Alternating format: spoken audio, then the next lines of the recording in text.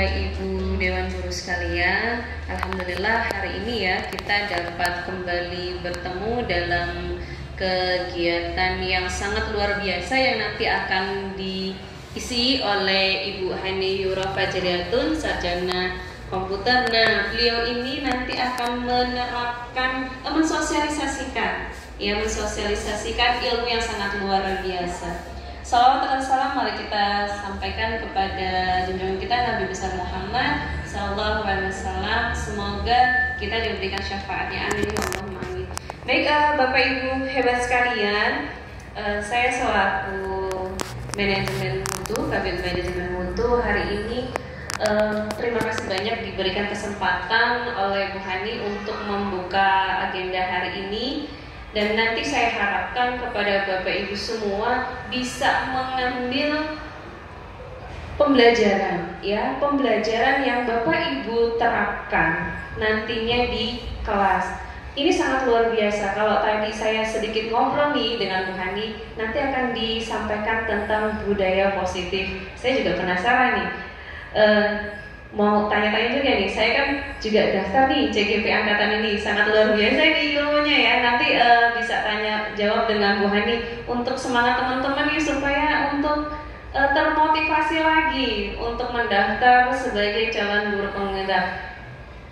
Sangat luar biasa nanti manfaatnya untuk Bapak Ibu sekalian. Saya juga sudah daftar. Ayo Bapak Ibu yang belum daftar, segera daftar. Tinggal beberapa hari lagi kita penutupan ini. Semangat ya Bapak Ibu guru hebat ya. Bapak Ibu, nanti akan disosialisasikan oleh Ibu Hani terkait dengan budaya positif.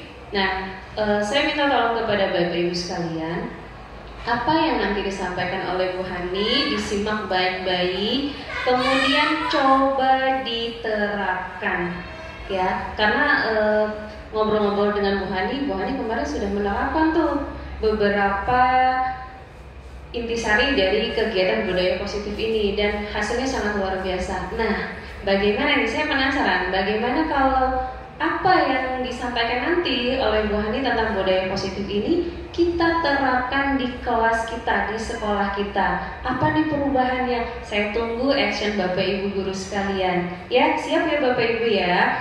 Baik, Bapak Ibu, untuk lebih berkahnya kegiatan ini dan semoga kegiatan yang dilakukan oleh Bu Hani ini diberikan kelancaran dan kemudahan oleh Allah Subhanahu wa taala. Kita buka agenda kita hari ini dengan membaca lafaz basmalah. Bismillahirrahmanirrahim. Baik Bapak Ibu, kita lanjut kepada Ibu moderator untuk melanjutkan kegiatannya. Akhiri wassalamualaikum warahmatullahi wabarakatuh. Waalaikumsalam warahmatullahi wabarakatuh. Terima kasih untuk Ibu Nurhayati Nurkat SPD selaku Wakaf Kurikulum Penjamin Mutu Pendidikan di sekolah kita yang telah memfasilitasi saya untuk memberikan waktunya ya dapat mengumpulkan Bapak Ibu semua di sini untuk mendengarkan pemaparan diseminasi saya pada siang hari ini. Baik Bapak Ibu, kita mulai saja ya. Assalamualaikum warahmatullahi wabarakatuh. Apa kabar Bapak Ibu siang hari ini? Alhamdulillah, luar biasa, dahsyat, Allahu Akbar. Masih semangat ya? Ya, terima kasih saya ucapkan untuk Bapak dan Ibu yang sudah dapat meluangkan waktunya pada siang hari ini untuk hadir ya mendengarkan diseminasi saya untuk memenuhi kebutuhan tugas calon guru penggerak angkatan 9. Sudah tahu nama saya ya? Saya Ibu Hani Yura Fajriatun dari SMP YBL Natar, Kabupaten Lampung Selatan. Nah, di sini saya akan menyebarkan pemahaman saya tentang pengenalan budaya positif. Apa itu budaya positif? Belum. Ada yang tahu yang lainnya? Oh iya Pak Imam silakan. Ya, budaya positif itu budaya yang baik Bu. Oh iya, hebat, benar ya. Budaya positif itu budaya yang baik. Nah, budaya positif itu sering kita lakukan dalam kehidupan kita sehari-hari, apalagi kita sebagai pendidik ya. Pendidik itu kata Ki Hajar Dewantara yaitu sebagai penuntun atau among. Nah, budaya positif ini ada 8 konsep inti budaya positif. Nah, yang pertama yaitu tentang perubahan paradigma belajar. Kemudian ada disiplin positif, nilai-nilai kebajikan, kebutuhan dasar manusia, motivasi perilaku manusia, posisi kontrol guru, keyakinan keras, dan segitiga restitusi. Nah, ke-8 budaya positif ini nanti saya akan jelaskan. Nah, kita lanjut ke slide berikutnya. Nah, di sini ada paradigma pembelajaran dengan paradigma baru ya. Pembelajaran dengan paradigma baru yaitu merupakan pembelajaran yang dirancang berdasarkan prinsip pembelajaran berdiferensial.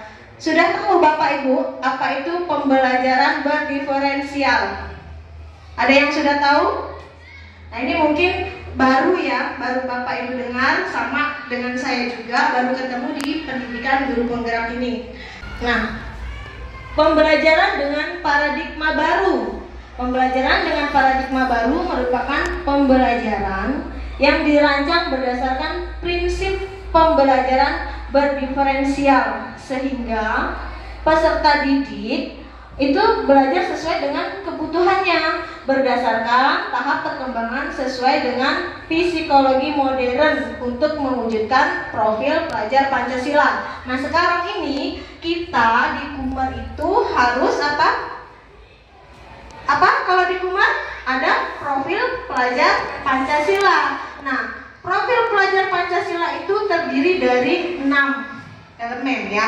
Yang pertama, beriman, bertakwa kepada Tuhan Yang Maha Esa dan berakhlak mulia. Kemudian berkebinekaan global, mandiri, bernalar kritis, gotong royong, dan kreatif. Nah, di sini kita akan menjalankan P5 kita pada pekan depan ya Bapak Ibu. Nah, ini yang dituntut di sini. Kita lihat anak itu bisa bergotong royong atau tidak, bernalar kritis atau tidak, bisa berkolaborasi dengan temannya atau tidak, dia kreatif atau tidak. Nah, di sini ini semuanya akan kita terapkan nanti pada P5 kita.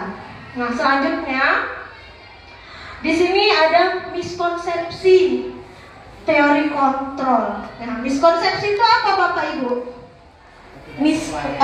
Ketidaksesuaian. Benar sekali Pak Mahmud ya. Nah, di sini ilusi guru mengontrol murid. Kita sering berilusi kalau kontrol murid itu ada di guru. Tidak tepat seperti itu ya, karena guru itu tidak 24 jam mengawasi murid. Di kelas pun kita tidak sepenuhnya bisa mengontrol murid. Ya tidak Bapak Ibu? Kalau kita bisa mengontrol murid, pasti kita tidak ada anak itu berkelahi dengan temannya, rebutan alat tulis, ya kan? Nah, karena kita kadang suka, namanya kita manusia mempunyai keterbatasan. Nah, ini yang miskonsepsi. Yang kedua, ilusi bahwa penguatan positif, efektif, dan bermanfaat belum tentu juga. Positif buat kita, belum tentu positif buat anak-anak. Anak-anak tuh kalau suruh tidur siang istirahat nggak mau ya. Tapi kalau Bapak Ibu guru suruh tidur siang, itu seneng nggak?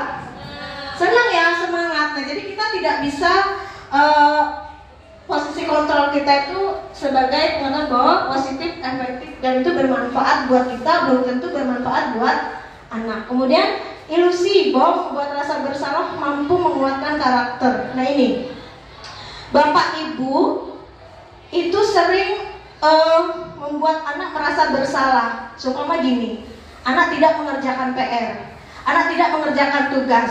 Nah, kamu hari ini tidak mengerjakan tugas, sehingga kamu tidak akan mendapat nilai.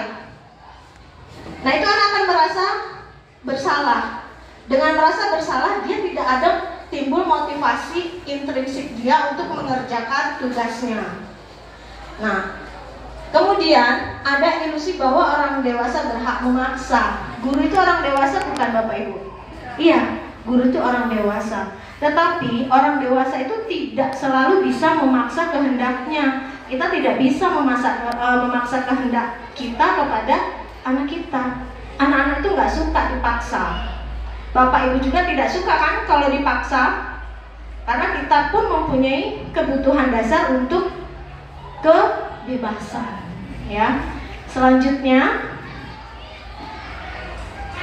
nah di sini ada perubahan stimulus respon ke pendekatan teori kontrol. Ya, ini yang terbaru Bapak Ibu. Kalau dulu ini ada stimulus respon, kalau sekarang itu teori kontrol.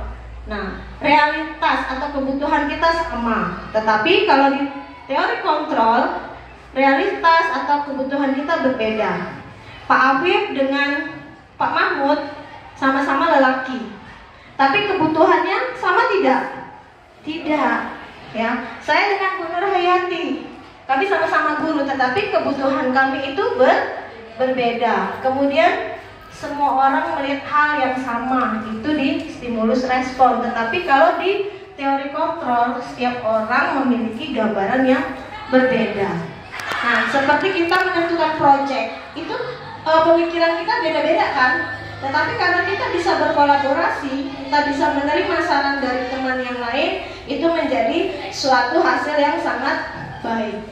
Kemudian yang ketiga, kita mencoba mengubah orang agar berpandangan sama dengan kita. Sedangkan di teori kontrol, kita berusaha memahami pandangan orang lain tentang dunia. Kita sama-sama manusia, tapi kita mempunyai pandangan yang berbeda. Nah, mungkin kalau Bu Silvi punya pandangan apa tentang mengajar? Oh, jadi guru itu enak loh. Jadi guru itu suatu ibadah. Tetapi ada orang lain, jadi guru capek.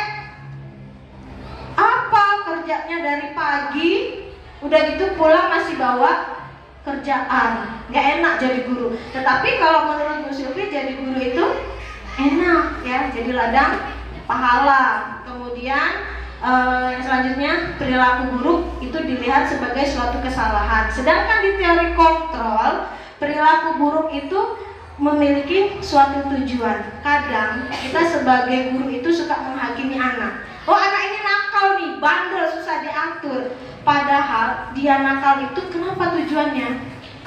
Tidak dapat perhatian dari rumah. Makanya dia mencari perhatian di sekolah. Mungkin dia lebih nyaman dengan gurunya, ya.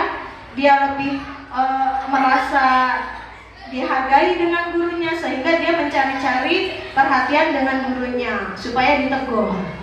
Kemudian yang selanjutnya, orang lain bisa mengontrol saya. Kemudian kalau di teori kontrol, hanya kita yang bisa mengontrol diri kita. Betul tidak Bapak Ibu? Kita mampu, cuma kita yang tahu. Kita nggak mampu, cuma diri kita yang tahu, bukan orang lain, ya. Nah, kemudian di stimulus respon, pemaksaan pada saat bujukan itu gagal. Tetapi kalau di teori kontrol, kolaborasi dan konsensus menciptakan pilihan-pilihan baru. Nah, Bapak Ibu kemarin sudah melakukan kolaborasi ya, antara guru mapel dengan wali kelas untuk menciptakan apa? Buat apa Bapak Ibu? Yang mau dipakai besok? Modul B5. Nah, itu masukannya dari satu orang atau semuanya? Semuanya ya, diambil kesimpulan untuk mendapatkan hasil yang akan kita laksanakan pada penerapan P5 yang akan datang ya di pekan depan. Nah, kemudian next Pak Mahmud. Nah di sini disiplin positif. Ya, apa itu disiplin positif? Disiplin positif itu berasal dari kata disiplina, yang berarti disiplin mengacu pada disiplin diri yang memiliki tanggung jawab terhadap apa yang dilakukan berdasarkan nilai-nilai yang dilakukannya. Nah, kemudian disiplin positif merupakan salah satu cara penerapan untuk menumbuhkan kesadaran serta memberdayakan peserta didik tanpa imbalan atau reward. Nah, ancaman atau hukuman. Siapa di sini yang suka memberi reward pada peserta didiknya? Ayo tunjuk tangan, iya, ya. Nah ini sebetulnya Bapak Ibu tahu nggak, memberikan reward itu tidak baik. Iya. Nah kita memberikan reward itu kita membuat anak semakin tidak kreatif. Karena apa? Karena tidak menimbulkan motivasi intrinsik dalam diri. Nah di sini sebagai pendidik tujuan kita kan menciptakan peserta didik memiliki disiplin diri, sehingga mereka berperilaku mengacu pada nilai-nilai kebajikan universal yang memiliki motivasi intrinsik dalam perubahan perilaku ke arah yang lebih baik. Nah ini saya juga pernah Bapak Ibu, sebelum saya tahu ilmunya, kalau kita memberi reward itu kan anak-anak itu pasti senang. Nanti saya dapat hadiah nih dari Pak Mahmud, dari Bu Hani, dari Bu Nurhayati, dapat coklat dari Pak Gesa. Nah jadi saya mau ini belajarnya baik, tapi dia mendapat belajar baik itu dengan dia mendapatkan reward. Nah mendapatkan reward itu tidak membuat anak itu menjadi lebih kreatif, enggak, karena dia cuma pengen rewardnya itu, tidak dari dalam dirinya, motivasi dalam dirinya untuk belajar. Nah sekarang kalau kita juga kadang suka ya Bapak Ibu memberi reward di depan teman-teman yang lain, ternyata itu membuat anak yang lain merasa iri. Bapak Ibu boleh nggak memberikan reward?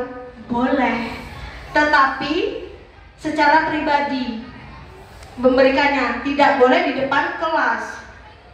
Kita memuji anak yang kurang bisa dan anak yang bisa itu tidak boleh di depan teman-temannya. Kalau di depan teman-teman, oh kamu hebat nak, kamu nih, ibu kasih ini, bapak kasih ini, dia bisa jadi menjadi sombong. Dia merasa lebih unggul dari teman-temannya. Tetapi kalau kita mau memberikan, itu setelah jam terakhir kita dekati. Kamu tadi hebat, bapak salut dengan kamu, ibu salut dengan kamu. Ini untuk kamu ya nak, besok kamu belajar yang lebih giat lagi. Tidak boleh di depan teman-temannya. Dan kalau anak yang tidak bisa ketika maju, misalkan Cinta maju matematika, suruh ngitung, dia nggak bisa. Kamu ini ya nggak pernah belajar ya, begini aja nggak bisa, perkalian nggak bisa. Kamu ini apa kerjaannya di rumah gitu. Nah anak itu menjadi apa? Malu. Akhirnya dia tidak suka dengan guru itu, dia tidak suka dengan pelajaran itu. Nah ini yang dinamakan nanti kita pembelajaran berdiferensiasi. Kita mengajarkan anak sesuai dengan kebutuhan anak itu. Ya, ini pembelajaran yang memang sangat kita membuat apa sih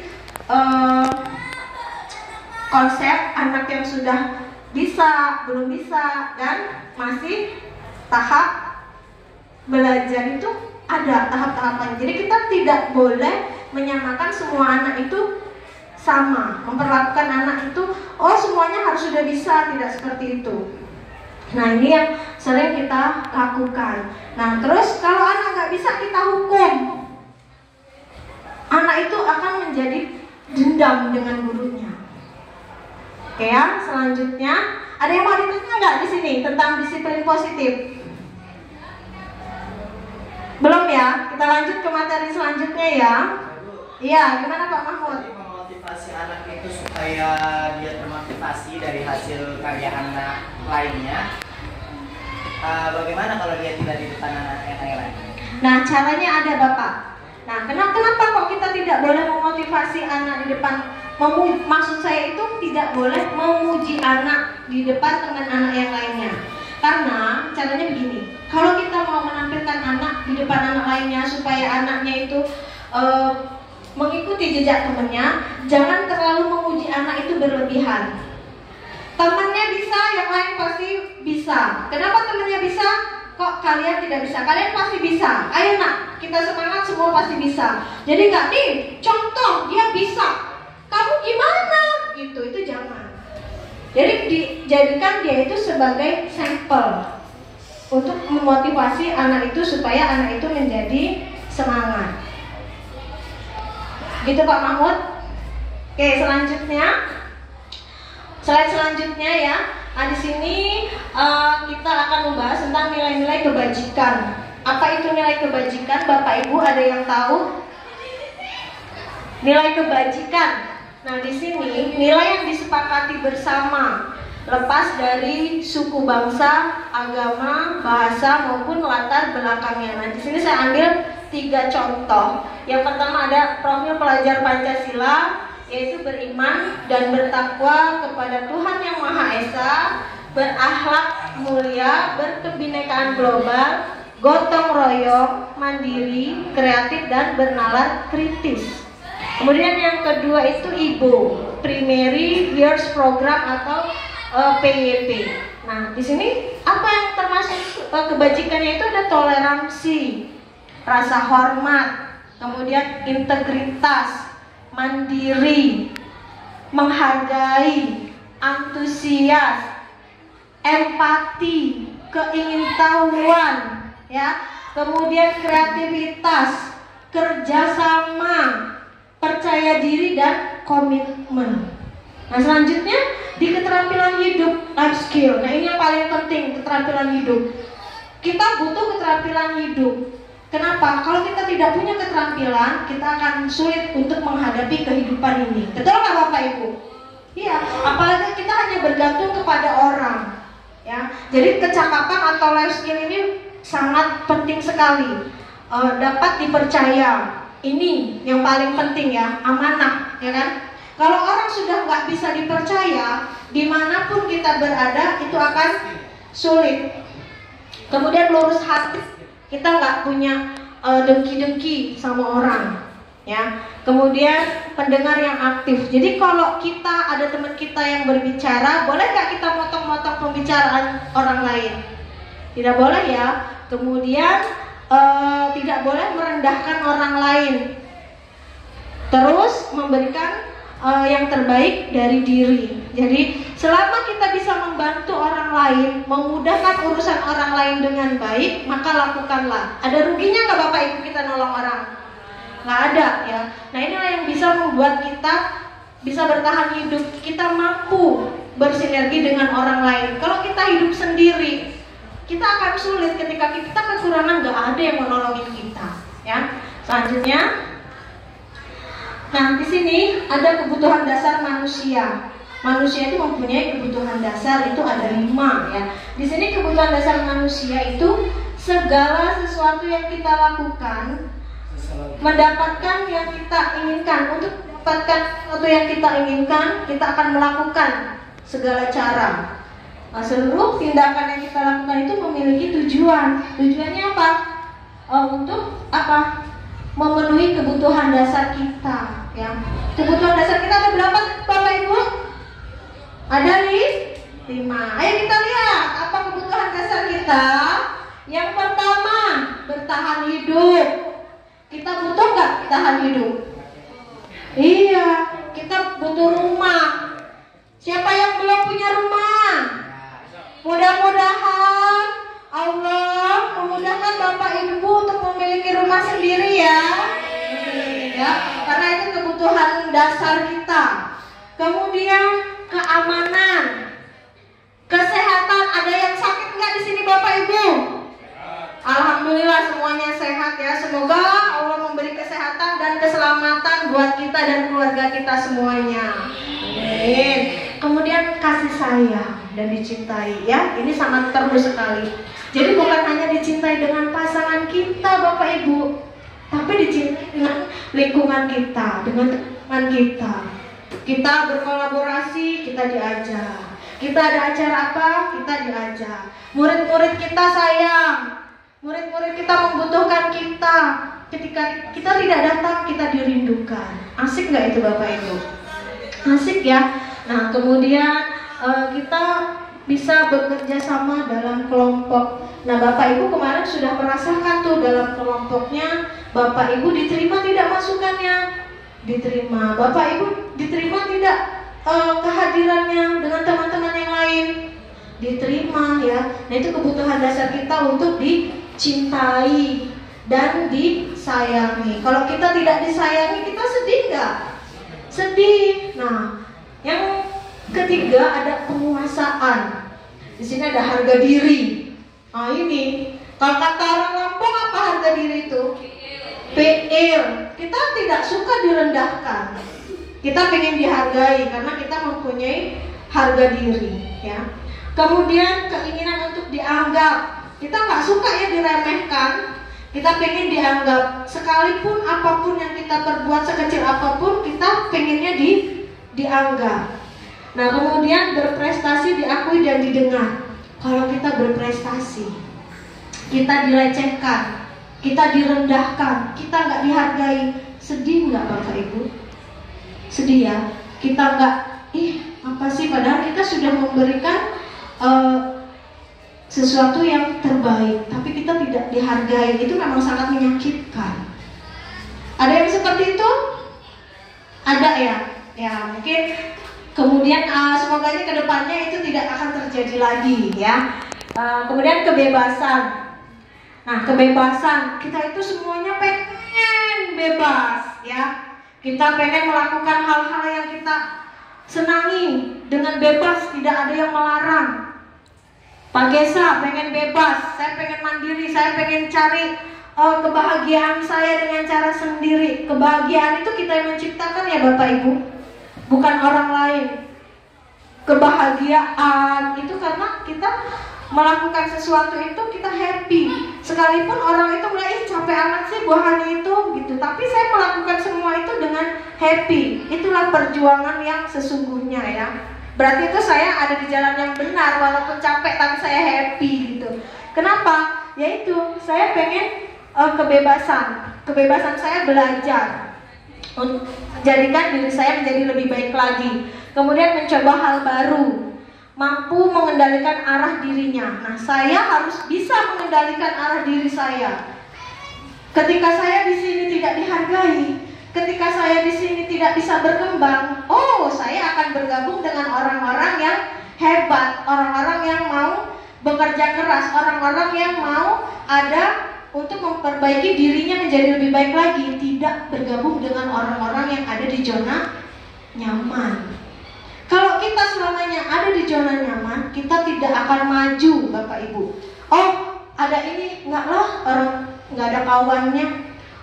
Itu ada ini loh, pelatihan ini bagus, enggak lah, nggak ada temennya. Nah, gimana kita mau maju Bapak Ibu? Ya, jadi pengetahuan kita cuma segitu-gitunya. Karena nggak diasah terus pengetahuan kita. Nah, selanjutnya yang terakhir itu kesenangan, bermain, humor, tertawa dan antusias. Siapa di sini yang suka humor? Kayaknya Pak Mahmud nih suka humor ya. Karena peserta didik itu cinta benar dengan Pak Mahmud. Apa yang dikatakan Pak Mahmud patuh. Pak Mahmud suka bercerita. Banyak Pak Mahmud ini ya, multi talenta.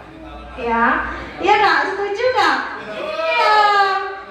Sekalipun, nah Pak Gesa juga iya, dia mau menghitung 1 sampai berapa kemarin Pak Gesa? Mau ngitung 1 sampai 1000. Iya, anak-anak nggak mau, lama katanya ya. Jadi anak-anak itu seneng ya. Kalau gurunya bahagia, muridnya senang. Tapi kalau gurunya sudah nggak bahagia, muridnya juga lemes gitu ya. Next Pak Mahmud. Selanjutnya di sini ada motivasi perilaku manusia. Motivasi itu ada 2. Ada motivasi eksternal dan intrinsik. Nah, apa itu? Nah, untuk menghindari ketidaknyamanan, untuk mendapatkan imbalan dan penghargaan dari orang lain, untuk menjadi orang yang mereka inginkan dan menghargai diri sendiri dengan nilai-nilai yang dipercaya. Nah, motivasi intrinsik itu dalam diri Bapak Ibu. Kalau kita tidak dapat mengembangkan motivasi intrinsik kita, maka kita tidak akan menjadi orang yang disiplin. Ya. Nah ini motivasi perilaku manusia. Biasanya gini, Bapak Ibu sudah datang pagi kan? Kalau nggak datang pagi, di apa Bapak Ibu? Dicatat sama guru piket di papan tulis tuh gede-gede. Bu Hani terlambat katanya, Bu Tika terlambat, padahal cuma 3 menit dicatat. Ya. Terus ada lagi supaya nggak dicatat berangkatnya pagi lah gitu. Terus ada lagi, kepala sekolah itu berangkatnya pagi terus, masa kita mau siang-siang, malu lah, ya kan? Nah jadi kita harus pagi juga. Nah itu cara kepala sekolah itu memotivasi kita secara apa? Secara apa?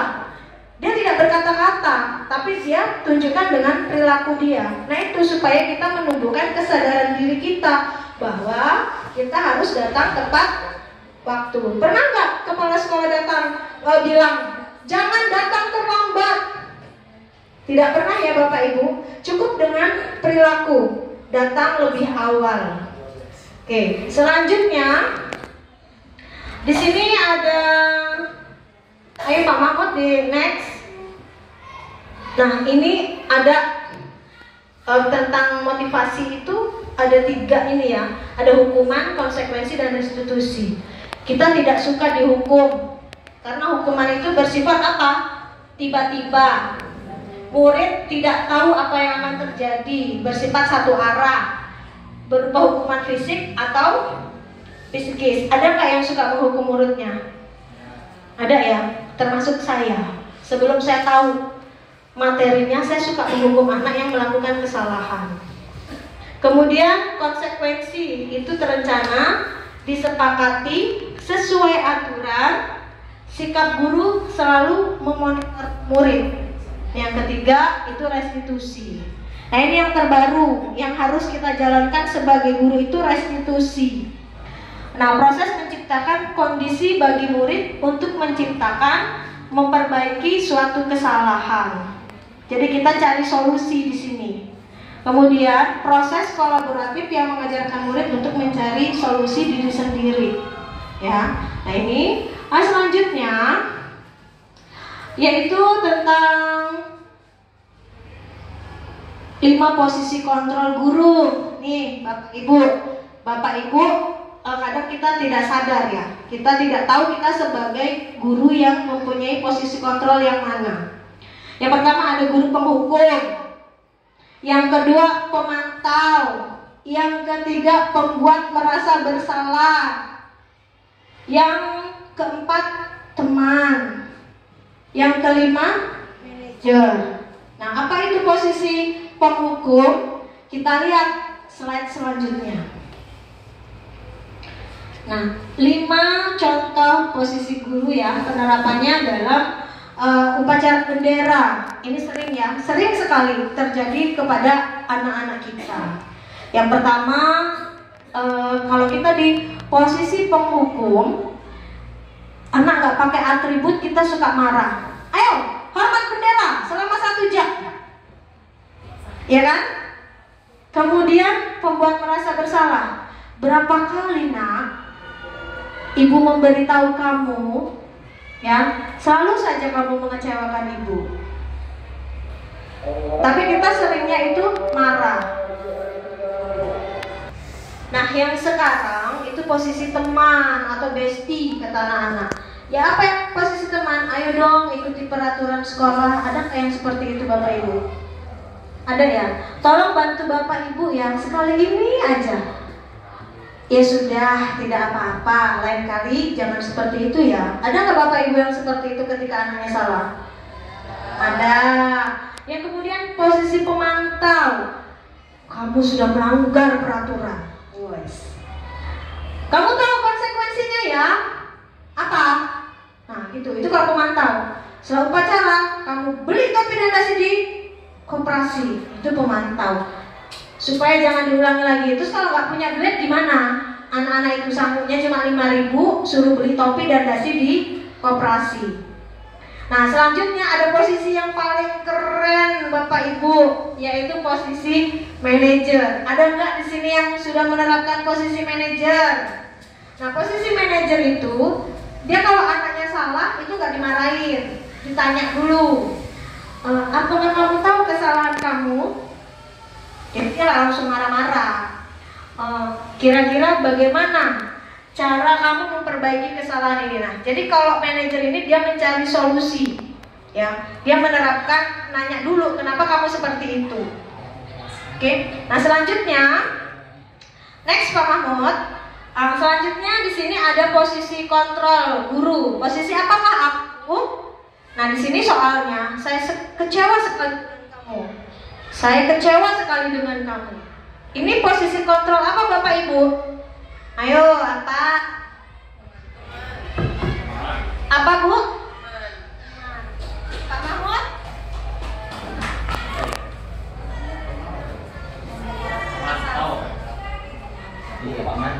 Memantau. Yang lain? Pemantau. Kita lihat jawabannya. Next, selanjutnya kita lihat jawabannya. Ternyata salah jawabannya, yaitu pembuat merasa bersalah. Nah, selanjutnya ada soal lagi. Ini posisi kontrol, apakah aku? Kamu tidak pernah benar melakukannya. Nah, ini posisi kontrol apa Bapak Ibu? Kita sering mengatakan, jangan ngintip ya, jangan ngintip. Nah, kamu tidak pernah benar melakukannya. Ini posisi kontrol apa? Apa? Tadi udah lihat ya jawabannya? Belum. Oh, ke belakang. Apa posisi kontrol apa, Bu Aziza? Apa? Teman bukan? Teman. Benar atau benar? Hukum ya. Penghukum. Yang lain ada? Oke, kita lihat jawabannya. Iya betul, tepuk tangan. Ya, keren. Nah, selanjutnya posisi kontrol, apakah aku? Apa rencana kamu untuk menyelesaikan masalah ini? Manajer. Kita lihat jawabannya. Iya betul ya, manajer. Selanjutnya, ayolah lakukan demi ibu ya. Apa? Teman ya, atau bestie. Oke ya. Jadi udah mulai paham nih sepertinya Bapak Ibu posisi kontrol. Bapak Ibu ada di posisi kontrol yang mana selama ini? Oh, pindah-pindah. Tergantung kondisi, tapi tidak selalu posisinya penghukum ya. Ya, bagus. Nah, selanjutnya posisi apakah aku? Kamu tidak akan mendapatkan nilai jika kamu tidak mengerjakan tugas. Nah, ini saya baru ditegur ini.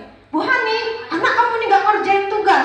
Gimana kamu mau dapat nilai anakmu? Katanya gitu. Nah, oh iya, nanti saya tegur anak saya.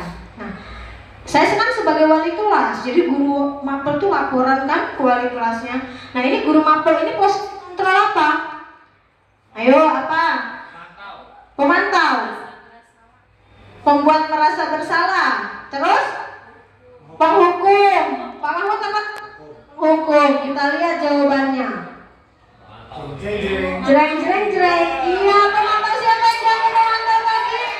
Ya, benar Pak Imam dan Bu Rahmi ya. Nah, selanjutnya keyakinan kelas. Mengapa kita membuat keyakinan kelas bukan peraturan? Selama ini yang kita buat peraturan.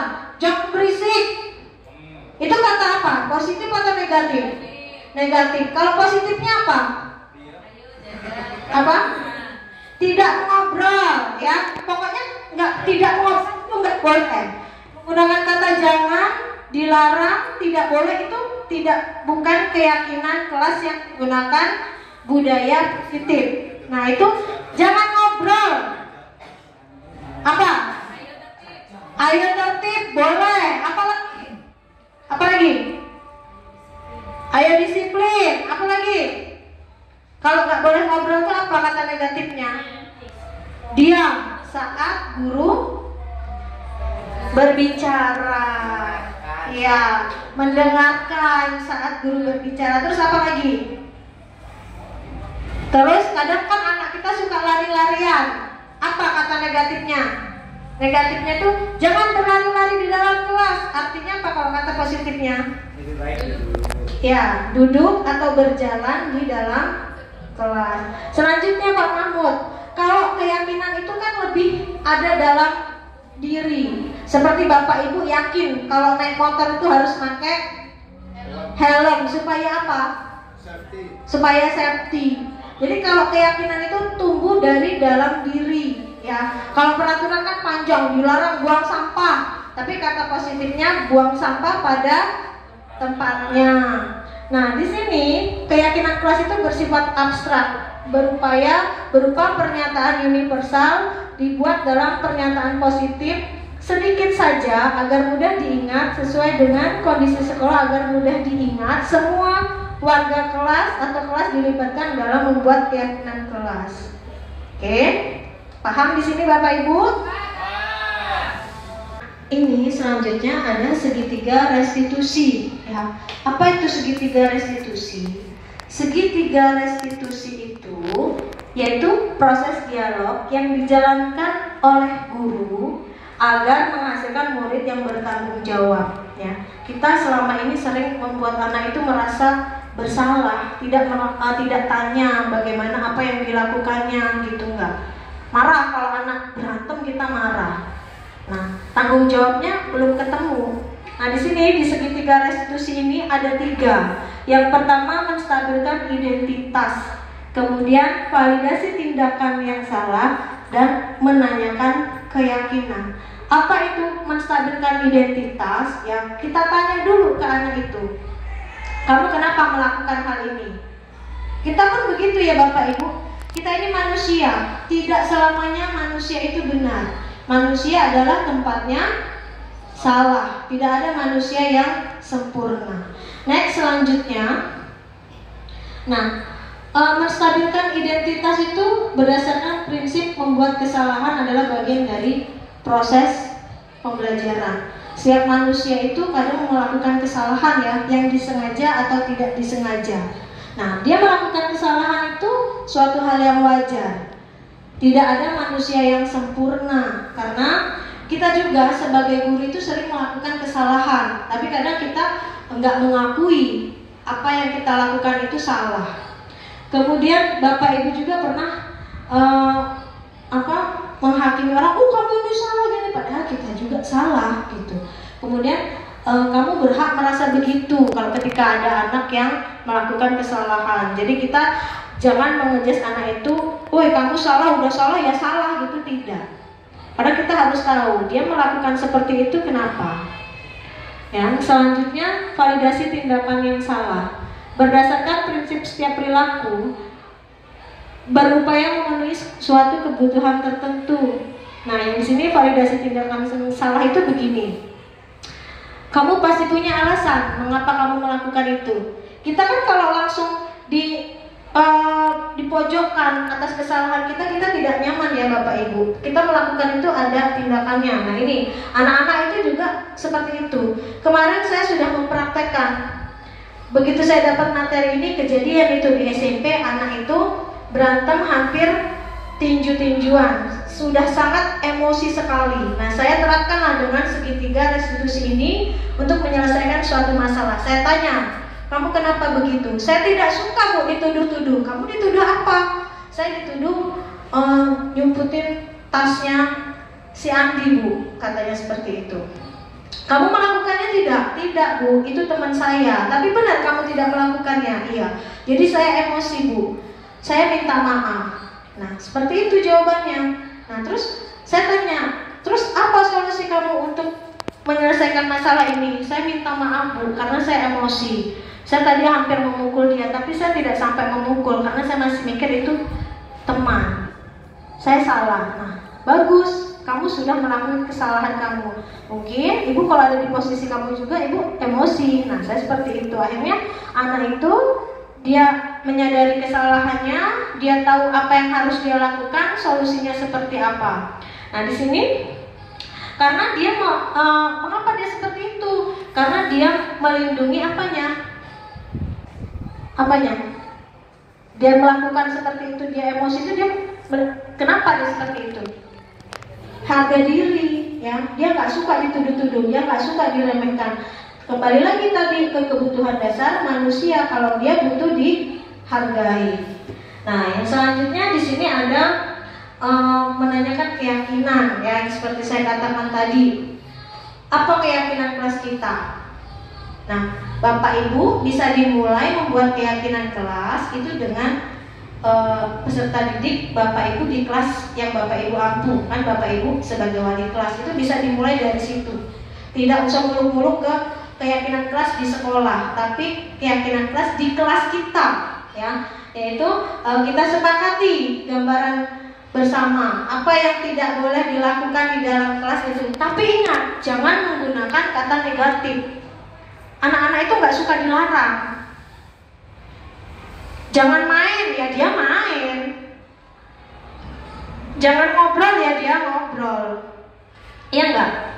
Nah, di sini setelah kita tanya, kita menanyakan keyakinan. Kamu merasa salah tidak?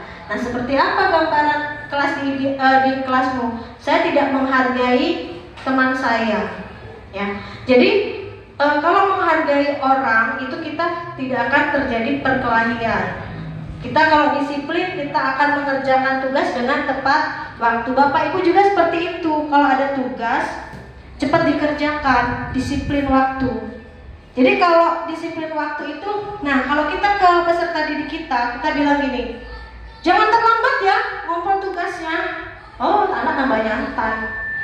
Tapi ketika kita bilang tugas dikumpul dengan tepat waktu, anak-anak akan cepat mengerjakannya. Coba Bapak Ibu terapkan. Kalau Bapak Ibu ngomong, jangan, dilarang, namanya anak-anak, tambah jadi. Kemudian selanjutnya ini penutup yang terakhir.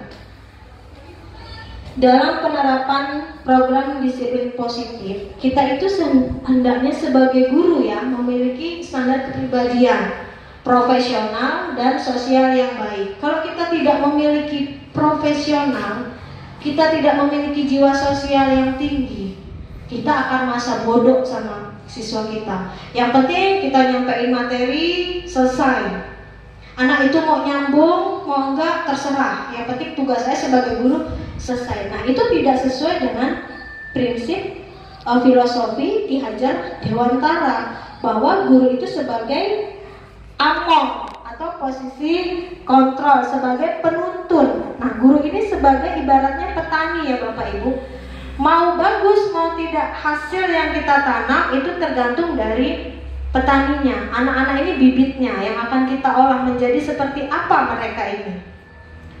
Nah, kemudian kita itu harus menjadi manajer untuk anak-anak kita. Nah, kita bisa diterapkan kepada anak-anak kita, dan di rumah juga kita punya anak ya Bapak Ibu. Ya, mau ponakan, anak itu sama saja dengan anak kita. Nah, kita harus menetapkan diri kita sebagai manajer, jangan sebagai penghukum. Karena apa? Kalau kita suka menghukum anak, anak itu dendam dengan kita. Ya, nah itulah bedanya keyakinan dengan paksaan. Kalau paksaan dia akan merasa tertekan dan terbebani. Tapi kalau konsekuensi dia sudah tahu. Ketika di kelas Pak Mahmud banyak anaknya yang suka main di kelas buat apa? Kapal terbang itu, sehingga kertasnya berserakan ya sampai masuk ke baling-baling kipasannya. Pak Mahmud membuat keyakinan kelas. Apa keyakinannya? Harus kelasnya apa? Kebersihan sebagian dari iman. Ya, bersih itu keren, bersih itu hebat. Nah, itu anak-anak itu tidak akan melakukan hal yang seperti itu. Nah, bedanya lagi hukuman dengan konsekuensi. Hukuman itu akan membekas lama karena anak tidak tahu apa yang akan kita berikan hukumannya. Tapi kalau konsekuensi, dia sudah tahu kalau saya tidak mengerjakan tugas, saya suruh mengerjakan tugas di tengah lapangan. Misalkan, kalau saya datang terlambat, saya pulangnya belakangan, mengganti waktu yang terlambat tadi. Anak tidak merasa dendam, dia membekas tapi tidak lama. Nah, besoknya dia tidak akan seperti itu lagi, karena dia sudah tahu konsekuensinya. Nah, itu Bapak Ibu. Jadi kita sebagai guru hendaknya kita tidak sering menghukum. Nah, kita lebih baik menjadi posisi apa? Manajer ya, sesuai dengan filosofi Ki Hajar Dewantara, yaitu kita mendidik anak sesuai dengan kodrat zaman dan kodrat anak. Kalau anak-anak suka main, ya kita cara ngajarnya sambil main. Apalagi sekarang Merdeka Belajar. Wih, merdeka, mau belajar sambil nyanyi, sambil nonton, itu bebas. Kita merdeka. Yang penting tujuan pembelajaran kita tercapai. Nah, sampai di sini paham Bapak Ibu ya. Mudah-mudahan kita menjadi guru yang lebih baik lagi, dan apa yang saya sampaikan mudah-mudahan bermanfaat untuk Bapak Ibu. Saya juga di sini masih belajar ya. Ada kurang-kurangnya saya mohon maaf. Untuk waktunya saya ucapkan terima kasih. Saya akhiri. Wassalamualaikum warahmatullahi wabarakatuh. Baik, Bapak Ibu Dewan Guru, alhamdulillah ya, sangat luar biasa materi yang disampaikan oleh Bu Hani. Semoga menginspirasi dan memotivasi Bapak Ibu sekalian. Dan terima kasih banyak ya Bu Hani sudah meluangkan waktunya, sudah berbagi ilmunya nih dengan kami untuk bagaimana sih cara budaya positif ini diterapkan di sekolah.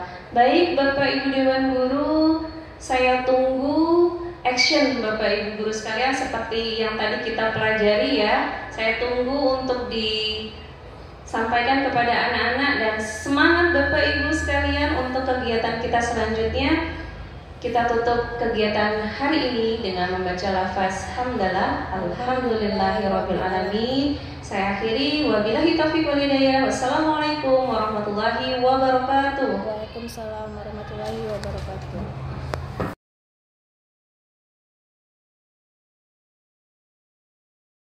Assalamualaikum warahmatullahi wabarakatuh.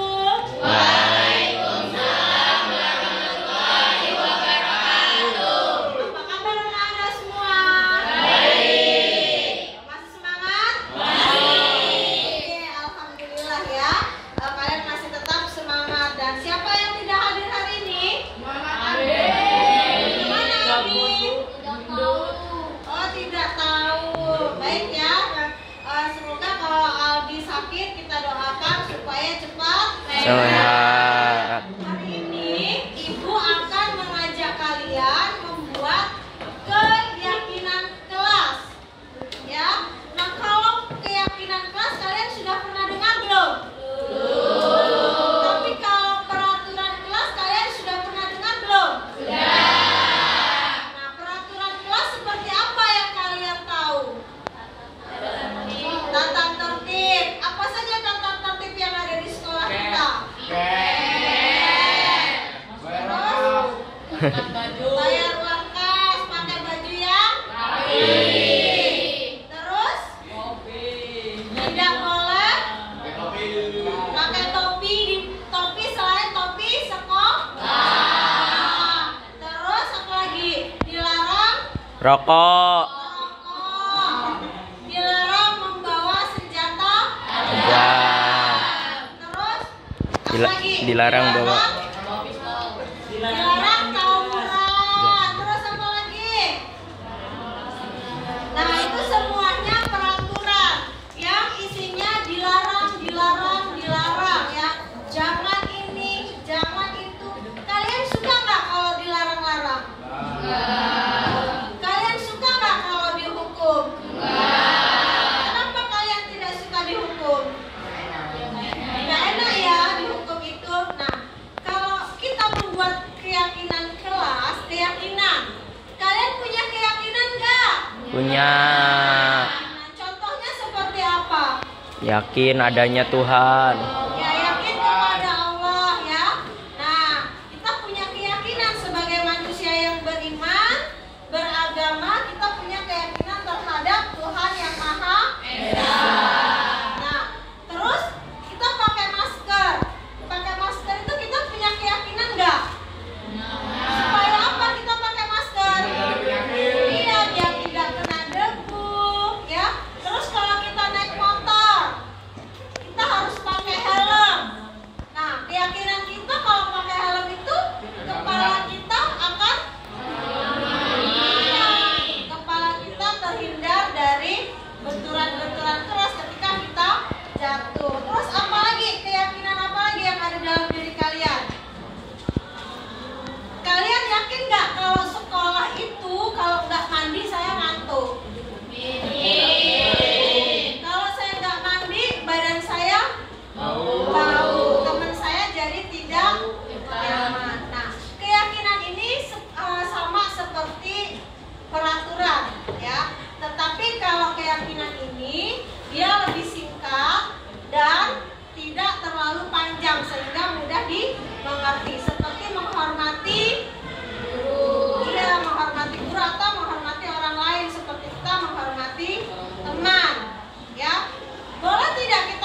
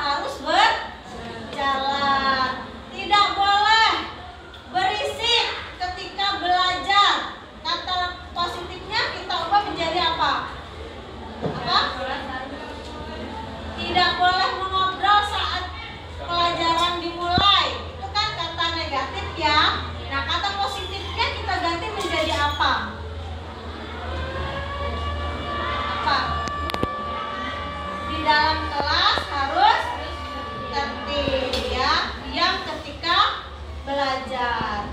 Kemudian ada lagi kata positif. Tidak boleh baju dikeluarkan. Apa? Baju harus dirapikan, ya. Tidak boleh rambut gondrong. Apa? Rambut harus rapi. Jangan buang sampah sembarangan. Itu kan negatif ya. Nah, sekarang kita mau berubah jadi positif. Jadi kita jadi apa itu? Buanglah sampah pada tempatnya. Buanglah sampah pada tempatnya. Nah, di sini kalian sudah mulai mengerti ya antara keyakinan dengan peraturan. Nah, sekarang kita mau buat keyakinan kelas. Nah, nanti masing-masing dari kalian ibu kasih kertas ini. Nah, kalian tulis keyakinan kalian masing-masing. Kalian sudah mulai paham belum antara keyakinan dengan peraturan? Nah, di kelas 8C kita mau buat keyakinan untuk kelas kita ya. Ya, yang harus kita sepakati bersama. Sama halnya dengan kita membuat konsekuensi. Ketika kita melakukan kesalahan, konsekuensinya begini nih, ya. Nah, perilaku kita itu ada yang disiplin, ada yang apa? Menghormati orang lain. Terus apa lagi? Tertib, ya. Tertib itu termasuk dengan disiplin. Nah, nanti masing-masing dari kalian ibu kasih kertas ini, ya. Nah, nanti kalian tulis nama kalian.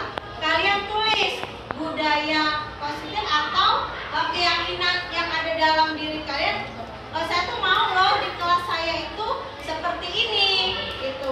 Nah, nanti kalian tempel di sini di tempat yang sudah ibu sediakan. Nah, nanti kita pilih. Kalau yang sama kita sortir, ya. Nah, kalau misalkan yang sama, yang ada yang sama nih keyakinannya, berarti yang kita ambil satu, gitu. Paham nggak? Oke, ibu bagikan ya.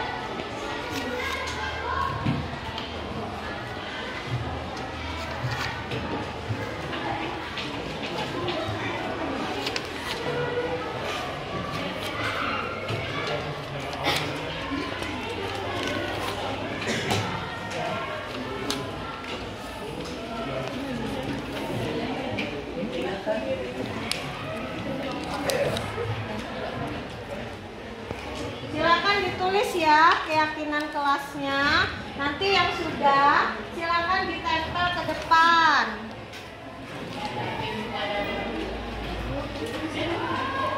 Kenapa? Dua nggak apa-apa.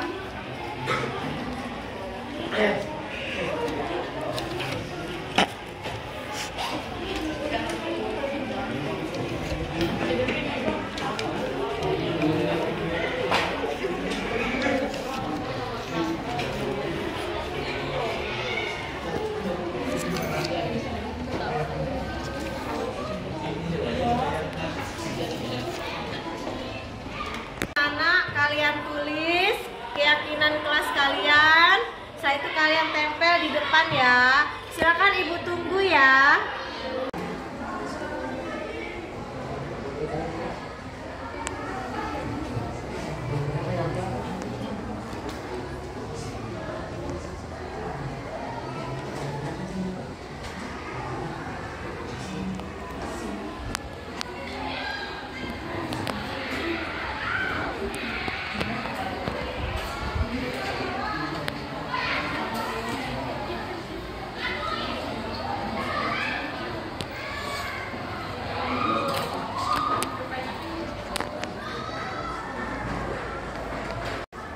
Ayo silahkan yang sudah jadi ditempel.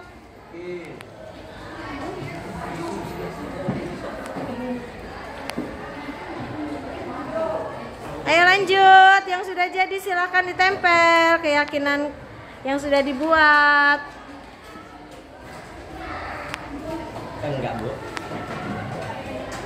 Saya punya.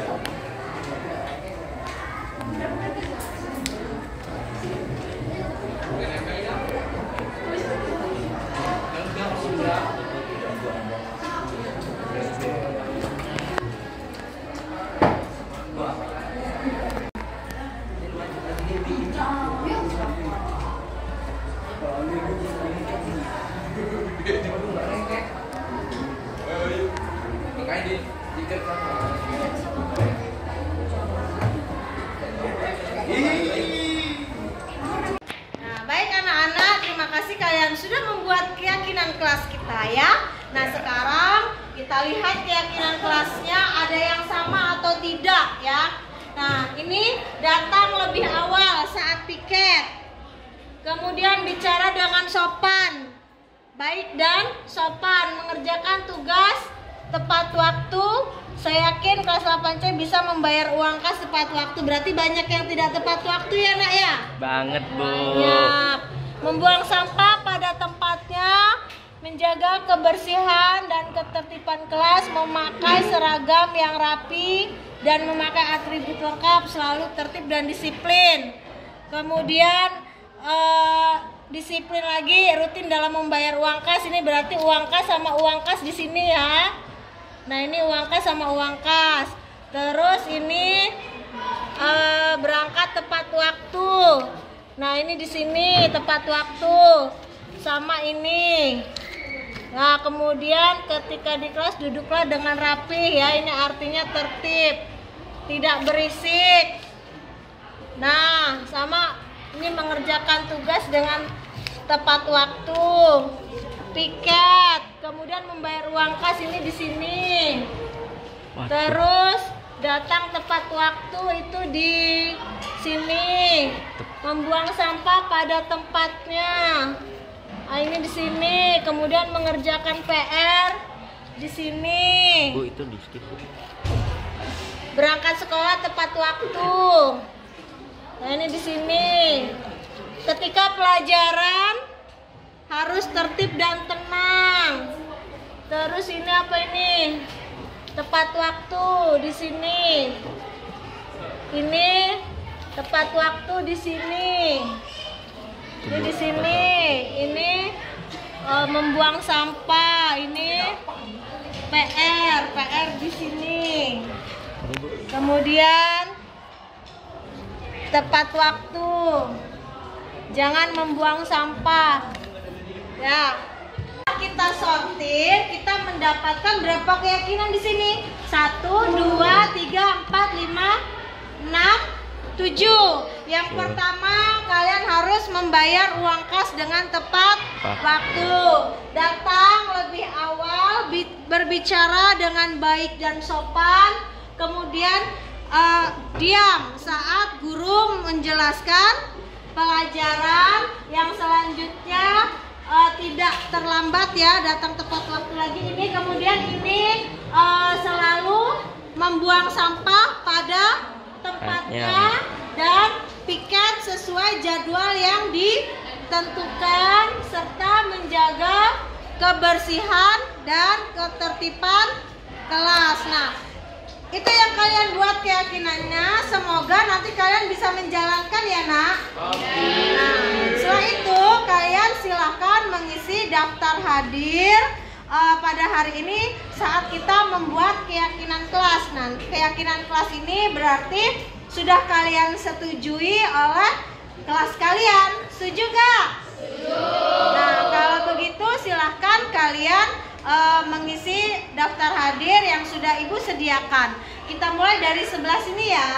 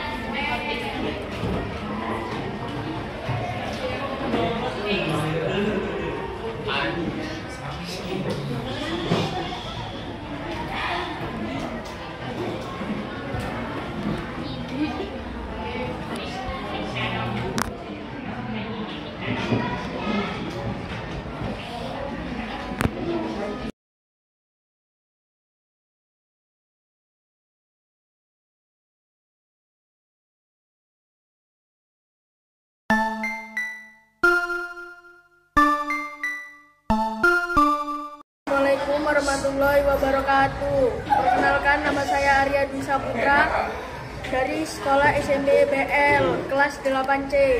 Assalamualaikum warahmatullahi wabarakatuh. Perkenalkan, nama saya M. Rafael Fadiji, SMP BL Natar kelas 8C. Assalamualaikum warahmatullahi wabarakatuh. Saya Waida Gandika dari kelas 8. Assalamualaikum warahmatullahi wabarakatuh. Perkenalkan, nama saya Askia Hanantakian dari kelas 8C. Saya Fatima Azahra dari kelas 8C. Assalamualaikum warahmatullahi wabarakatuh. Nama saya Arsya Nita dari SPY BL Natar dari kelas 8C.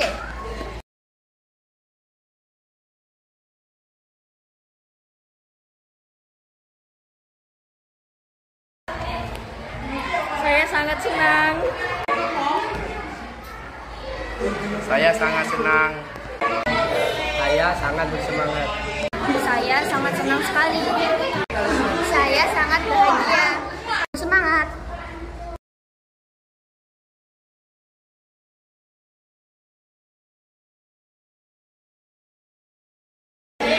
Membuat disiplin. Menghargai orang lain. Buat saya lebih bertanggung jawab. Membuat saya menjadi lebih disiplin. Buat saya jadi lebih bisa menghargai orang lain.